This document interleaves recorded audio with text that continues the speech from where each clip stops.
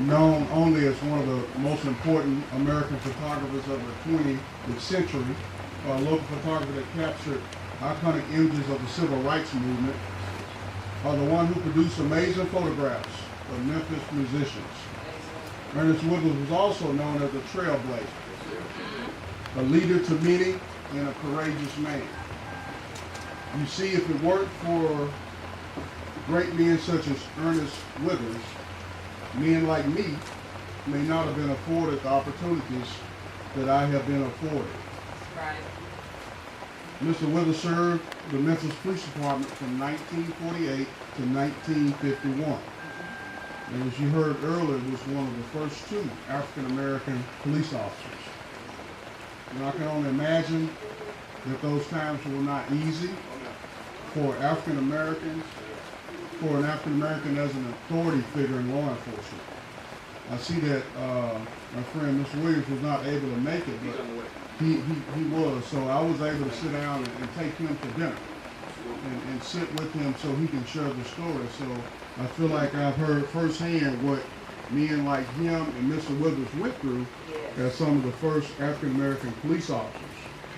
But during those times, officers of color were told where to patrol, how they could patrol, who they could or could not arrest.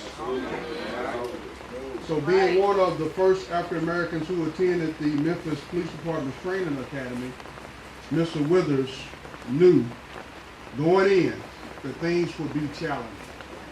But what most impressed me about talking to Mr. Williams was that they knew that their job was to represent our communities.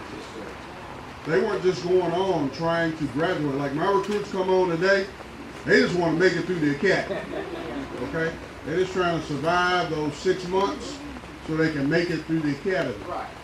There are some that understand that, no, I'm representing my community. I'm representing African American men. I remember one of our retired instructors was there, and I'd been at the academy for a number of years, and I was just tired, ready to go. And he came into my office and said, "You can't go."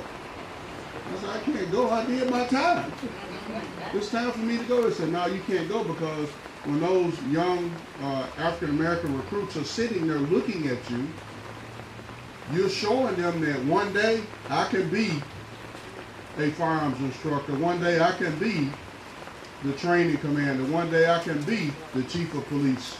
And I think it's important that men like Mr. Withers, they understood that. They understood it before we understood it. So I really appreciate them, how he made a difference, how he led the way for others to follow. And he had no idea I would be here today. I wasn't even born. But that's what trailblazers do, right?